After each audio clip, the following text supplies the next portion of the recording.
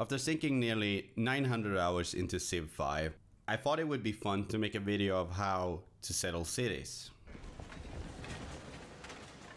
There are a couple of things you should consider when settling your cities, and that's what this video is about. What should you look for, what is important, what is not as important.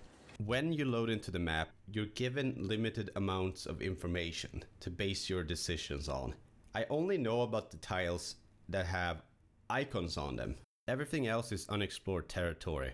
I don't know what's over here. It could be a hill, it could be a mountain, it could be a luxury resource, and the only way to find out is to basically explore. When you start the game, you're given a military unit, the warrior, and the general idea is that you should use your warrior to explore more of the starting location before you settle your city.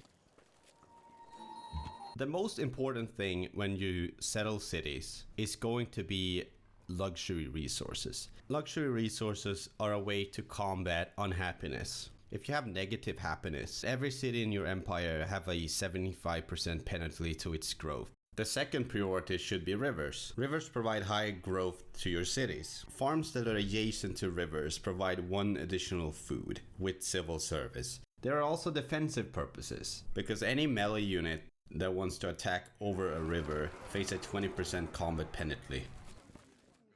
And this leads nicely into hills. The most meaningful things about hills are that they provide a significant defensive bonus, especially early game. If you add a wall on top of that, then it becomes extremely difficult to capture it. At that point, the city has to be overrun by military to be taken. As a bonus, ranged units can utilize their full range when standing on a hill. Hills also provide one additional production. Like, one production doesn't seem much, but actually in the early game, it's like 20% of the total production of that city. Meaning 10 turns on a worker becomes 8 turns. 25 turns on a wonder becomes 21. So it has a production bonus for the rest of the game. Let's say a game is 300 turns or 500 turns. It's 300 production for free. You didn't have to do anything. You should also consider bonus and strategic resources. Both give additional yields to your tiles. For instance, a normal hill is 2 production, but if there's a sheep on the hill, it has 1 additional food. If you improve it, then it's 2 food. So now it's 2 food and 2 production, giving a nice combination of growth and production. And the last point is the surrounding rough terrain around you. This could be like hills or forest or jungle.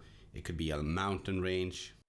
What rough terrain does is basically make it easier to defend because you get terrain bonuses, and units that move through rough terrain are slower. They move only 1 tile at a time because it consumes all their movement.